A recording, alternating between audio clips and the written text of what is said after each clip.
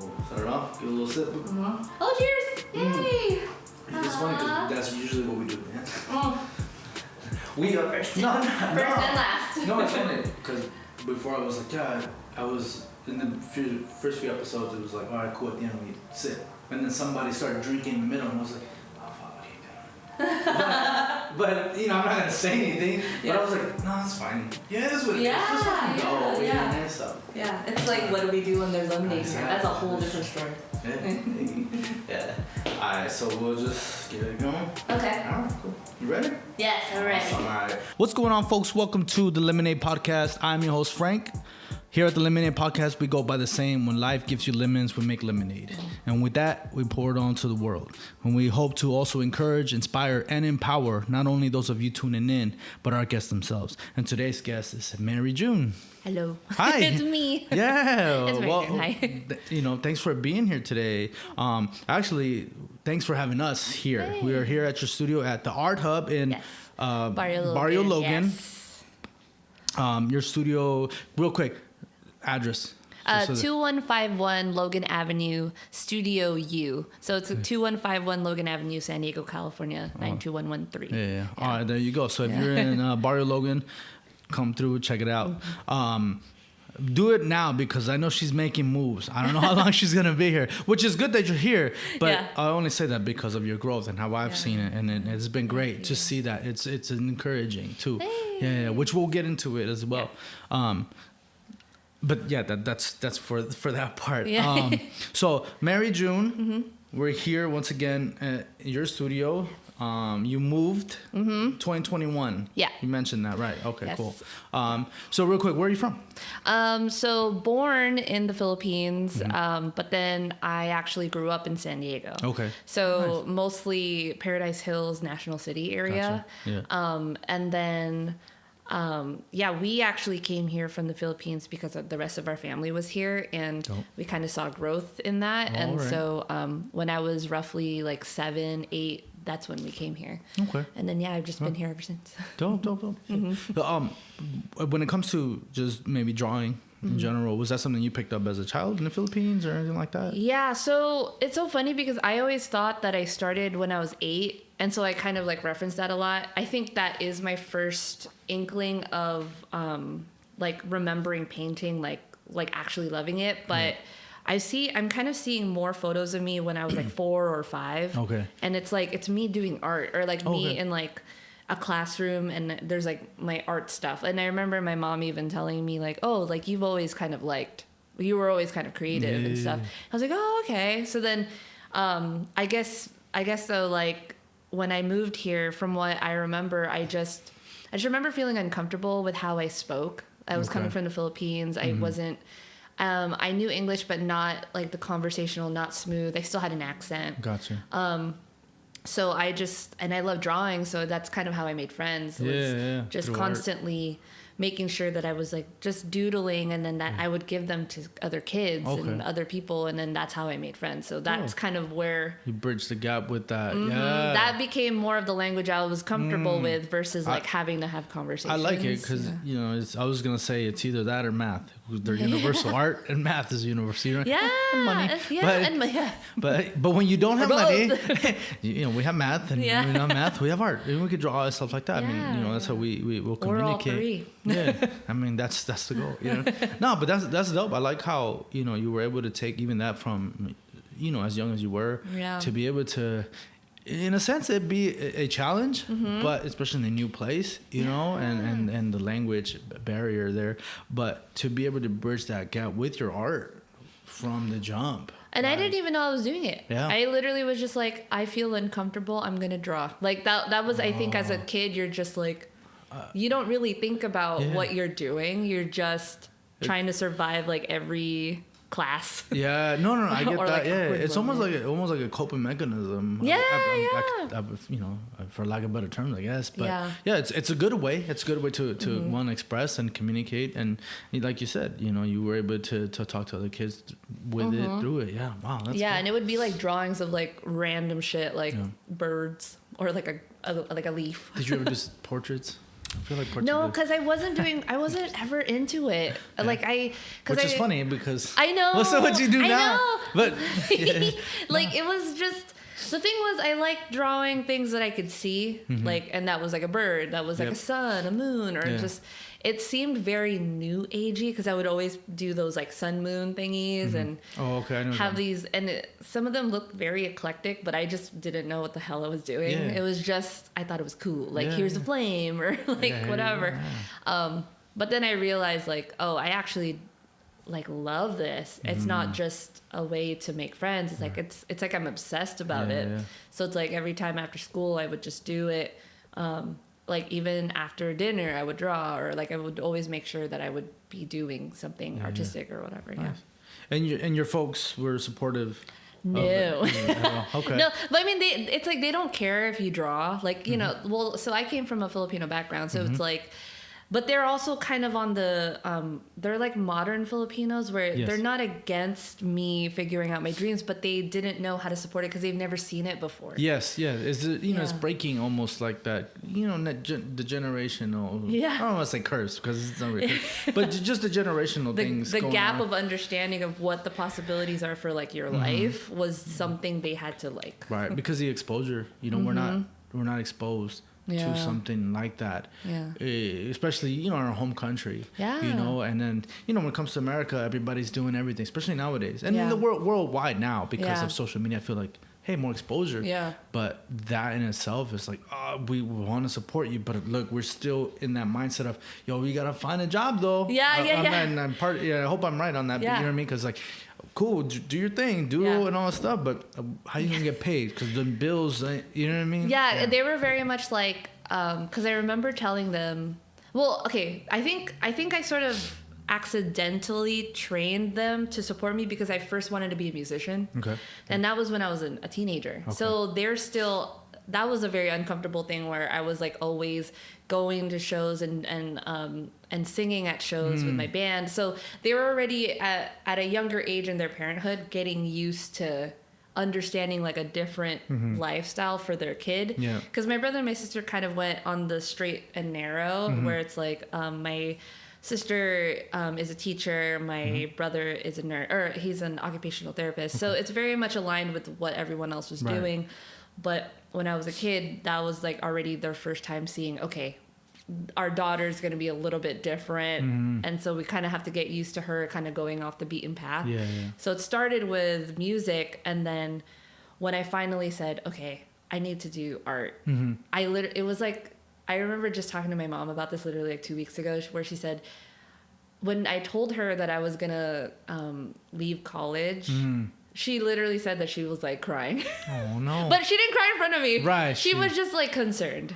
Right. And but the way I said it to her was that it was my parents, and I was 26, and the hard thing was I was only about 2 classes away from graduating, but I was so depressed at school, and I was like, and I knew what they were gonna ask, like, oh, you can't quit like school if you don't know what you're doing. Right. So it's like I have to have a fucking game plan, like a schedule, like a plan. So then I told them like, the coffee shop that I was working for at the time also had a program where I could be a teacher, like a coffee instructor. Oh, nice. And that was kind of like a serious deal. So I told my parents like, hey, I'm quitting school, but I have a plan. Okay. And obviously they were like, what the fuck? Right.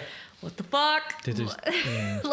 Like who the hell do you think you are? Did you speak Tagalog or No, it was in English. Yeah. Okay, because I'm like just once. Sometimes I do this. I do the Ricky Ricardo this shit when I get like really like Spanish. Passionate, just a little bit of Spanish comes out like what the que chingados. Yeah. Right? Like, but. Yeah, I mean, I can only imagine. It's weird because it comes out now. Yeah. But it didn't come out. It didn't come out before. Like I'll say like, oh my god, like to my friends, but not to my parents. Yeah, your parents. But now I like joke around with them like that. But when they found out, they were very much like, it's like slightly frozen, but they knew they were kind of seeing this happen already. Yeah, there was some sort of acceptance, but like an uncomfortable transition. Like we know this is happening. We've seen this happen, coming. but it's real now. And it's real. Okay. Oh, man, we've read it this day, but okay. Yeah. And the deal was, Right. it was like, oh, as long as I had the job, Yes. or that I could support myself, I'm not going to ask for handouts from my parents. Yep. That I have a direction, all the stuff. Was this their rule of that? Like, don't ask us for anything if you. Yeah, it was kind of like my dad's more assertive way of giving the world lesson, but still being able to have a home in it. Yeah. Like he was kind of a person even where he's like, oh, if you run out of gas, don't call me because you know you should always put gas in your car. Yeah. It's that type of shit. Right, yeah. And it was the same with me choosing an off path Yeah. to my life. Was like, he goes, okay, if you're gonna quit school, fine, but make sure you know what you're doing, you Yeah. have the drive. And the one line he says, like, just don't be a burden to society, and be a champion for what you're trying to do.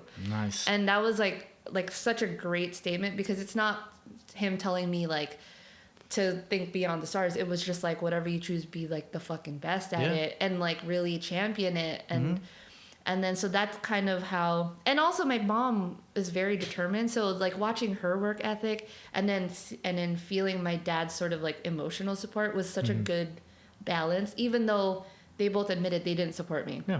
But I think to them, it was such a good segue to see, oh, what are the possibilities if we did push her hard enough where it's like, we might not support what you're doing, like, because we don't know what it is.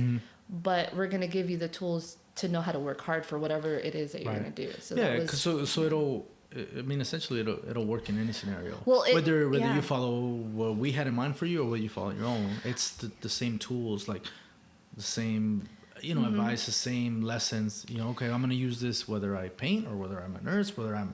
And I think them doing that, it allows me to prove it. They allowed me to prove them wrong, because they taught me how to work hard for whatever it was. Yeah. So then whatever they didn't support, it was going to get trumped anyway, because they taught me how to bust my ass. Yeah. So it's like, oh, okay. Yeah, you're like, Thanks, guys. but you still, like your father said, you champion it, and I love that. I love that right there. Yeah, you just champion that shit out of it. And now they support me. Now good, they're like, good, oh good. my god. Yeah, shout out to your parents. Yeah, they've made it. They'll watch when they watch this. They will. I hope so. Yeah. And then she's doing awesome. She's doing great. No. Shout out to them. Shout out to mom and pops. And they're the most supportive. Like, seriously, now it's insane. But I think that was the thing. It was like they just needed to see that it's possible, and so it's like you kind of. Like I was telling my friends, like, I can't blame any parent that doesn't know what to do, because you don't see it, especially being Asian. You don't really see. Yeah, you've never seen anybody example. that looks like you, or anybody you're doing that. You're saying like, they do art for their life without a second job. It's like, what? That's not impossible. It's a side hustle. Yeah, no, this is the hustle. This is it. There's no side to it. No, there's no sleep. No, kidding. I don't have time. I don't have a place for it. No. Yeah. No, no. I love that. I love that because it's it's coming from it's out of love. I feel at the end of the day, like your parents said, you don't want you to be a burden. Yeah. But we're gonna do whatever we can to instill those things that we grew up with. Even as traditional as they may be at times. And you're like, you try to fight it, but it's still stuck. And they could look back today and be like, okay, cool. So we were kind of right. We worked out. She did what she did, but she does it as a champion. Yeah. I love that. Yeah. Yeah, they're super sweet. I feel like lately they've been saying that they learned a lot because we had to go through that. Yes. And not to credit myself or anything like that, but they were saying because I was so stubborn with the goals that I wanted out of my life, they learned how to be better parents out of that. And then they normally talk to their friends about when their friends have issues with their kids, like what do they do? And they turn to my parents. And it's so weird for them to think about that as now a source to help their friends with their kids. No, yeah, I mean, because times change, especially when you come to a new place. Yeah. Traditions change at times. There's, for lack of a better term, I'm sorry, there's some assimilation at times too. Yeah. That has to exist because you don't want your child or your children to go through that difficulty of this new environment, especially with other kids can be mean. Yeah. You know what I mean? Oh, kids are mean. Kids are mean. Kids are mean. I was mean. Kids are overrated. I I only had one. Yes. Nice. I broke the mold. No. Shout out to you, baby. No, nice. But kids can be mean, and because they're honest with their thoughts and feelings. I feel. Yeah, and so that's the thing. It's like some of us aren't ready for that. Yeah. Sometimes a little too honest. Yeah. But it is what it is. So shout out to all the kids who stay honest. Yeah, stay honest. No, but that's dope. So then you're here now. You did your musician stuff for a little bit. Yeah. We're like, all right, I guess. And then you're like, yo, I'm at this coffee shop. I'm gonna teach. Yeah, I was a barista instructor, so that's where you teach from seed, so where the actual coffee is grown from, all the way to from seed to cup. So I was more of an assistant. So we had a main teacher, but we were able to sort of facilitate the same lessons if anyone was to come towards us and ask us. Gotcha. So I was more like an aide, and I was looking into that to replace going to school for art, because I was just so sick of college, where it's like I took all the art classes and all I had left was like rhetoric writing, science, and I was like, fuck this shit. Science, yeah. I was like, I'm only able to attend anything if I could be creative at something. And I think I found that out as a kid, because I would always ditch school just to do more art. Like I would ditch a class just to go to the art class. Nice. Yeah. So I think inherently it happened in my real life in college, where since the art classes were done, I was like, well, peace out, college. Yeah, you had nothing to look forward to. This is it. Yeah. And I was like, I don't ever hear any, I don't know. It's like, it just didn't seem like I needed the paperwork to convey that I wanted to do art so bad. And I just knew that I needed a day job that would allow me to supply myself with art materials. So it kind of played that whole cycle. Yeah. Yep. I hear you, because, I do what I do to feed a machine. Yeah. To feed the art machine. I need, more props. I need the lens. I need another body for, whatever it is. Shoot, you need to pay for gas because you're on locations and, all those things. But in order to support your own dream, especially when there's people that don't. But fortunately, you had people, in your corner. Your siblings, though, how are you the youngest? So I'm the youngest. Okay. So they're very supportive. Shout out to all the babies. Yeah, what up? Yeah, they're very supportive. I think they're jokingly annoyed of what I do, just because we make, like, I think because we've all had different paths in life, but like we grew up thinking that doing art makes you no money, so it'd be like I kind of become like a joke, because it's like in a fun way where it's like I'm making it work, I feel successful where I'm at no matter what, just because I see it coming back to me financially. And so when they see me like go on like a solo trip, like for art or just for myself, they're like, what the fuck? You just do art. Just do art. Yeah, what the fuck? But they're very supportive, because they've seen how hard it is through how I talk to them, how they see it online, where I'm always working. And so they've gotten to sort of take back the idea that my parents also facilitated in us, where art doesn't make money, where it's like, oh, you can actually do this. You just really have to know like certain things, and you have to bust your ass. So they're super supportive. Yeah. Yeah, but the one of the biggest things too is the passion. You have to have it. Because otherwise, I'm pretty sure that you don't look at what you do as work. No. It is work. It is work. Yeah. But it's at the same time it's just the passion, and it's fun. Yeah. And allows you to get up and continue to keep doing it. You know what I mean? I think it's like a weird privilege, because it's like I think about it now, where it's like, oh my God, I just get paid to literally do what you love. Like, and aside from that, it's just like, since art is like the language that I choose first, it's like, oh my God, I just get paid to talk. Like, or like I get paid to tell people how I'm feeling about today. Right. No, and it goes back to the beginning, this is what I choose. This is how I choose to speak and express myself through this. And then look at me now. Yeah. And it's weird, because it's like, it is a mix of understanding yourself as not just someone that makes the art, but what do you actually need as a person? Like, in order to be able to do this every day, it was like, if people are betting on me to constantly, show art that they've been fans of, and that's why they support me, it's like, okay, then what do I need as a person to constantly do that?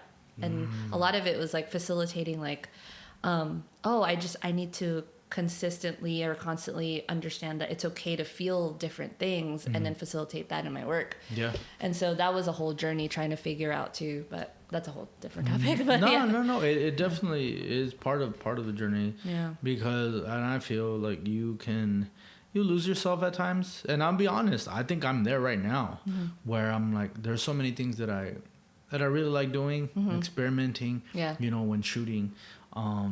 But once you start a business, people hire you for a certain thing. And for me, I have my bread and butter and what I do, whatever. But I've kind of almost strayed away from doing those things that really feed the soul and really just like keep that fire going. Not that I don't love what I do, because I do, and it's a privilege, and I'm grateful for everybody that's ever commissioned me or hired me to take to capture their moments. I always say that, and it's incredible.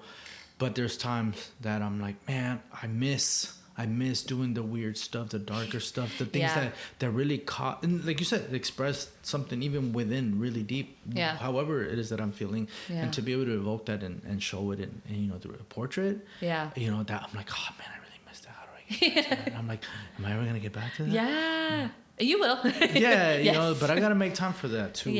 But yeah, it's the same thing.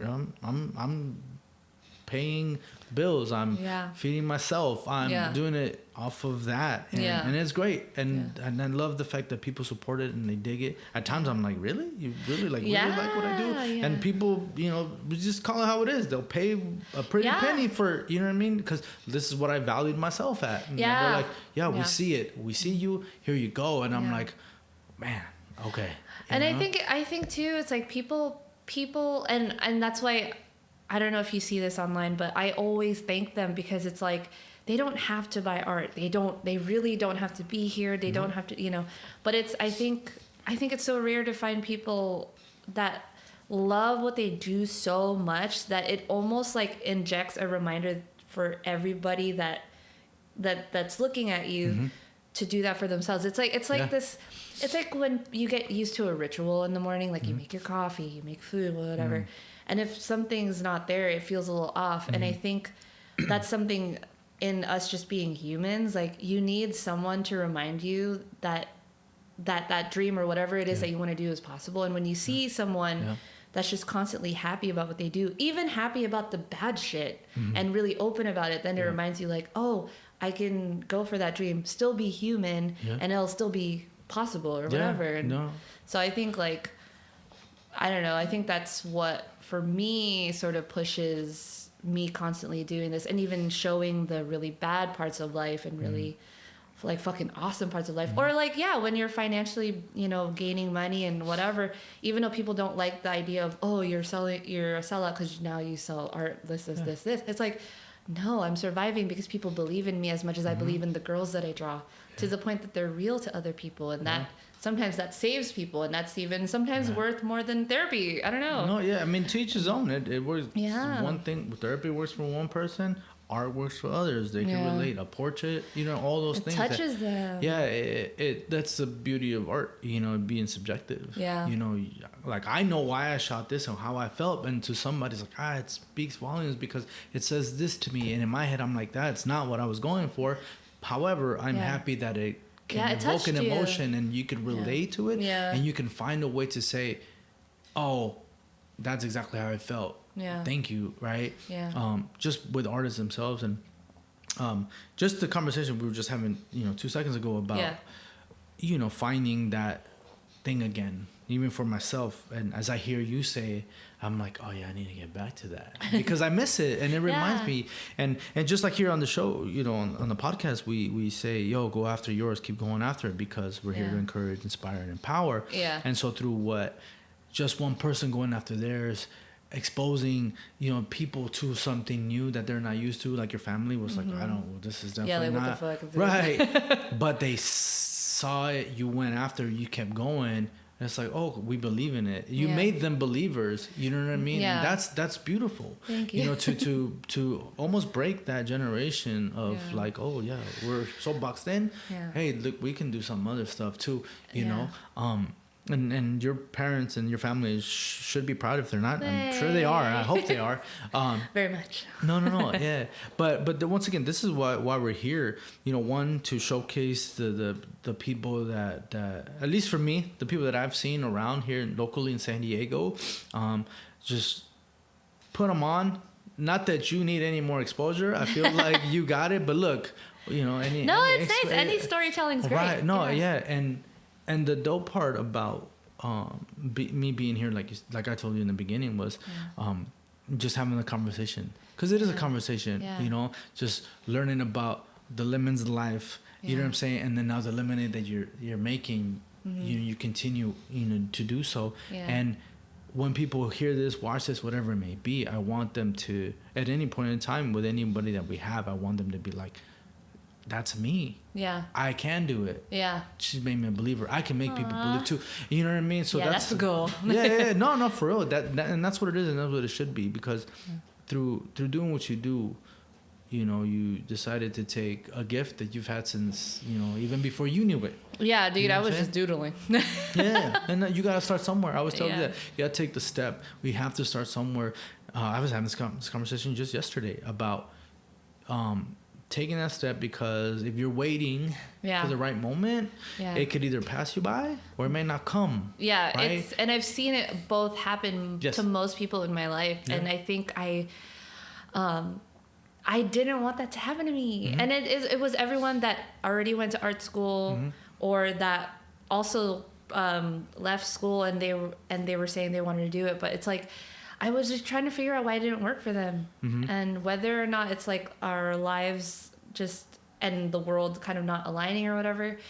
I just also felt like I had my own issues where I was like, no, like I can learn from whatever the fuck happened to those guys, and I don't want that. Like I want to be like a success story, and definitely. Even if the success story just means I get to expand my studio and I get to do this, that was enough. That it is, because success is defined by you. Yeah. You know what I mean? Not by society. It can be if that's what you want it to be, and great. Yeah. Cool, but what is success to you, and whatever it may be, then, because you could sit there and be like, I am successful. I mean, I have my studio. I'm selling. I'm, all this stuff. People love my art. That's success to me. I was telling my dad, I was like, because I remember, I think I was like 24 or something. And then he was kind of going through his midlife crisis. And he was... What age do you go through that? Do you know? Midlife? Yeah. Well, he was 50. Okay. Yeah, so middle of the... I still got some time. There you go. That's quarter life. Oh, okay. Yeah, I was having a quarter life a little early. I was like 24. But I was 18. No. There you go. And I remember my dad like trying to figure out what success was to him, because he didn't know his position in life. But I had already known that I was just obsessed with art, but I still didn't know what I was doing with it. And I remember him and I having a conversation where like it was in my face to see my parents have all of what they wanted and still not know what success was. And then that's what I said the same thing to my dad, where I was like, Dad, like, success literally just is understood, but like, what makes you happy? And then throughout those years, he found out it's just simply being a good person to him. And he, like, so many people come to him for advice and stuff. And he's never been known to be the person to give the best advice when he was younger, but like now it's like he's such an amazing person. Yeah, I mean, when you're younger, you have a long way to go, and you feel you know everything. Yeah. As you get older, you get to learn if you choose to. If you choose, you have to choose to learn from failures. Yeah. You know what I mean? Every time you fall, not either to stay down or get up, and getting up is the best thing, because you've learned from that. And now, fast forward a couple years later, you're like, oh yeah, I remember that time I fell, and I saw you fall the same way. What I did this. Hopefully that works out for you. And man, hopefully it does. And most of the time. No, and that actually, it's so perfect, because I remember, because when he was questioning that, I was telling him, well, with what I want to do in my life, what does that look like to other people as success? Because it's such an offbeat thing. And then I realized like, oh, success is that idea of like, oh, I just get to do what makes me happy. Right. And if I could, because I always think about like, I just don't want to die tomorrow knowing that I didn't try. Yeah. No, for sure. And that was a big one. I tell people that I don't regret anything in life, but one thing, and that is that I didn't start sooner. That's it. That's it though. But I did start. I began. You know, and then it's here. And happening. We're here. Even with this, where I had this idea and it just kept brewing. But what has taught me, along with the lessons of learning how to communicate and work with the team now instead of just by myself. Yeah. You know what I mean? It's allowing people in that creative space. Yeah. Is to really just go after mine. You know, which is what we preach here in, you know, at the Lemonade Podcast and Lemonade Movement, period, is that, whatever it is, once again, that you find that just really just fires you up, just keep fueling it, keep going, however it may be. It could start as a doodle and then turn into just a canvas of, this masterpiece. Lots of work. Of course. But the thing is, if you sat there and you waited for the right moment, the right feeling, you would still be there with a blank piece of paper. Yeah. Instead of, hey, just keep going. The girls wouldn't even exist. I don't think so. Yeah. So that's dope. You know what I mean? That you went after yours and you had the support ish. No. Guys. Low key. We don't know what's gonna happen. But real quick, you keep mentioning the girls. Yeah. So we're gonna get into that real quick because I love the girls. I didn't know that's what they were referred as to. Yes. But that's what you call them. Tell us a little bit about the girls. So the girls came to be and also just to make it easy too, the girls are not all girls. Yes. They sometimes look more masculine, but I always tell people that they take in the form of an emotion versus an actual sex or gender or anything like that. Yeah. So I started drawing kind of self-portraits when I was 15, but it was just doodles of side profiles. Yes. I loved Art Nouveau. So I don't know if you guys know what Art Nouveau is, but it's a movement from the 1900s where you what's it called? It's a combination of nature, Japanese wood blocks. And it's beautiful. I'll have to look it up. And a lot of it's amazing. And they normally utilize women and curvy women, and so they kind of integrate all of that. Shout out to all the curvy women. Yeah, that's right, 100%. But then it was I was in love with that style, but I was mostly in love with old 1920s Hollywood portraits, and so. Watching old movies and then seeing that you can sort of convey enough emotion on the just by showing one side of your face, I think to me was sort of enough to not have the girls turn in any direction when I was younger. Yeah. So I didn't know they were going to be a thing. I just was drawing this girl and I was like, oh, this is how we feel, and before her, she had hair, she had eyes, she had real stuff. Yeah. But as I got older, and I was painting different things. I was still in art school and stuff. As I got older, it was a metaphor for life. It started to become a metaphor for life. I didn't realize how attached I was getting to them. Where if my life was falling apart, they started to break apart. They started their faces started to break apart. I started taking the eyes out, and then I realized that. As my life was getting broken apart, put together, I was doing the same with the girls. So now they're kind of constructed in a non-realistic way, but they feel more real than when I did them when I was 15. Yeah. I love it. It's so different. When I first saw it, I seen a couple of your murals at North Park. Oh, I live right there, and I was like, oh, wow. And I was like, it speaks to me. I don't know. It's just I honestly I don't have the words. Matt is way more articulate when it comes to expressing through words. Yeah. That's why I take pictures and all this stuff. Yeah. But no, it just really just stood out to me. Thanks. Excuse me. No, yeah. But yeah, when I saw it, one thing about the eyes, I remember hitting you up. Yeah. I don't know if you remember this, but I was like, yo, have you ever had anybody tattoo? Yeah. The girls. Oh, yeah. And then I always tell you. And no eyes. Yeah. The first thing was as long as you don't put eyes on them. Yeah. And to me, I don't know why I felt why would I change any of it? Yeah. You know what I mean? But it's important that I love that because there was, do what you want to do. You want to get tattoos, great. But please keep it as I draw them. You know what I mean? Why the blank eyes? Was it just something? Yeah. Thank you for asking that question. Yeah. I think so. I'll talk about certain parts of it. So the eyes specifically, it kind of goes with you don't really need that in order to understand how someone feels because the line of the face can kind of tell you enough, and then the tendrils of the story coming out of her would be enough. Yes. And eyes are normally just associated with direction. So instead of putting the eyes in the eye sockets, I kind of felt like that was just like a given. It was kind of like an unnecessary thing. So I purposely use eyes to direct in a different direction. So most of the eyes that I draw will be detached from them. They'll be like on like a throat looking another way. So they become an arrow.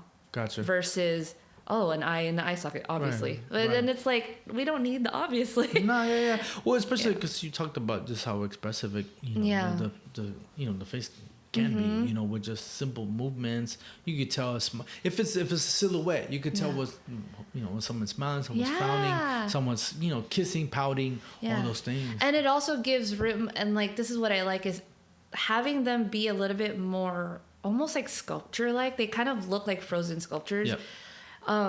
Allows people to insert themselves in it. So it's like, I don't ever need to paint eyes a certain color. I don't need them to be a certain shape. Even though the sockets are like the eyelids are a certain shape, but like these are not real. Like I remember someone saying, oh, they're so European. Do you ever draw African Americans? It's like, no, I just draw human emotion that has nothing to do with where they're coming from. Cause also I'm Asian. So it's like, and then, so I like to remind people like, whatever you're feeling in each girl is true. It has nothing to do with what I'm conveying. If you feel something, it's right. Yeah, and that's the goal. Yeah, and that's the interpretation. And I love it because it becomes, that's how you connect with the art piece. Yeah, you know what I'm saying? Yeah. Oh, and one thing I wanted to add is, so Art Nouveau is the movement, and I input a lot of botanical illustrations and a lot of mechanical, a little bit of scientific and architectural renderings in there, but primarily I work as a surrealist automatic painter. So surreal being, I like to sort of bring different things that I sort of absorb on my like everyday life to tell the deeper story. So I guess that's kind of what I meant about the girls being sort of like a vase of the emotion. They're the ones that carry that moment, but it's those little things in her. It's like when you're giving someone direction, when you're like, okay, you make a left at the McDonald's, you turn right here at the Subway or whatever the fuck. And I kind of look at the girls as maps to a certain memory, to a certain story, because then and it allows people to feel themselves in it because they know what these things are, versus this like overly elaborate, like if the girl has realistic skin or eyes, it's just, it kind of becomes too mundane. Yeah, no, it makes sense, and it's yours. Yeah. I love it, man. There's no other way to say it. I can't express it any other way. I love it. It just really speaks to me, and I'm like, all right, cool. And now knowing the background, of it, the origins and all that, man. Even the evolution. Where you started off this way, and now you're like, these are the girls. Yeah. This is how we're gonna, and they're everything. Yeah, and everyone else named them the girls. I didn't. Oh, and so it's like, because they used to be called, like, honestly, they used to be called the weight of memories. Because I used to, like, tell people it's like a weighing scale, or it's like a vase for emotions and memories. Yeah. So they used to be more elaborate in name. And then people would just say, oh, it's your girls. Or, oh, I want to see the girls. And I'm like, who the fuck are the girls? Yeah, who the fuck? And I was like, oh... Okay, that's it. That's what it is. I know, like, girl. What? But they're like, oh. So everyone else sort of gave me the permission to call them that, and then. No, I love it. No, it's good because it almost becomes this like interactive part. The audience, for lack of a better term, becomes part of this whole. Memory. I'm sorry. What did you call it? Yeah, memory, emotions, like a vase of emotions and memories. And it used to be called the weight of memories. The weight of memories. They become part of that. Along with you, and so you can share that. That's so dope. Thank you. Maddie Ice, do we have a question for? Yeah. If animals could talk, which animal would you most want to have a conversation with? Oh my god. Well, I love sea otters. I don't know what it is. But I don't know if they would be able to talk to me. They might be a little bit too crazy, but They could. I know. But this is your world. I know. I think sea. Okay, one of them would be a sea otter.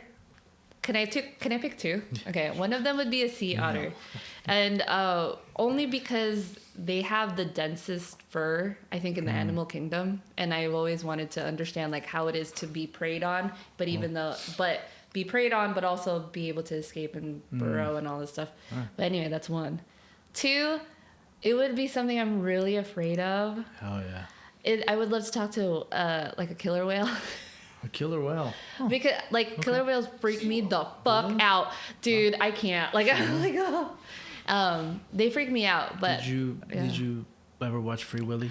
No. Oh, no, I never watched Free Willy. I've never seen Blackfish. I don't. And also I've never gone back to SeaWorld unless it was like a family event, but I would never be close to the channel or anything. Wow. But that would be another one I'd want to talk to.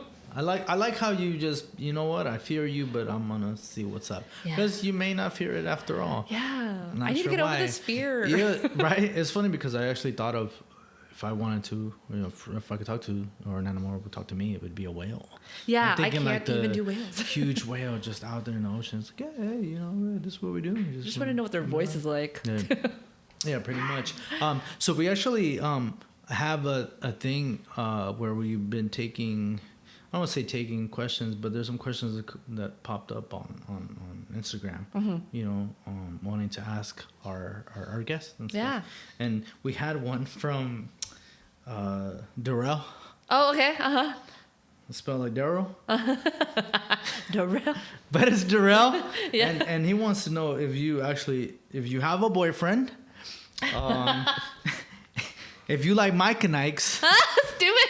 And if my name is Yvonne. If your name is Yvonne, because that is a French ass name. No, I'm just kidding. I love that. Yeah, no, it was funny because I remember you had your, I think it was your partner at the back of his head, and you had mentioned about it being ridiculous. Oh yeah, dude, it's so funny. And you're like, oh man, just your back of your head's ridiculous. And I was like, yep. And, I think only 2 people got it, and I was like, dude, what the fuck? Where's all the funny people at?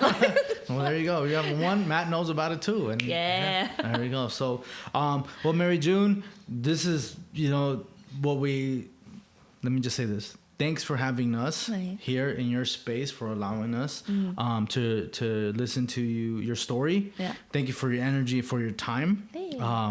We hope that you continue to just keep growing. Like I said, if you're no longer here, it's because you are in a bigger space, doing your thing in a bigger time. Real quick, if you put out your social, website, all that stuff, you could just shout it out now. Yeah. And we'll put it in the show notes as well. Okay, so wait, name first and then everything. all of Okay, that. so Mary Jhun. Jhun is spelled Jhun. And then my Instagram is Mary Jhun Art. So MaryJhun art. And then my website is also maryjhun.com. Yeah. Boom. So, yeah. There it is. Well, thanks again for having us here. And we toast to you. Yeah, and, cheers. see you on the next one. Yeah. Oh yeah. Hope the lemonade was good. It's good, dude. Yeah. I've had water the whole time and coffee. Oh, so it just changes your palate. Yeah. Yeah. How'd you like it? That's good. Oh my gosh, yeah. It was very tame. I thought we were gonna go hella deep. I was like, I'm ready. We could have. No, but I like the things that we talked about. I like the family part. Yeah. I think that was one I didn't realize I wanted to touch on, because I think a lot of people don't take the jump because they see how their family's becoming when they announce it. Yeah, definitely. I like that your family was supportive.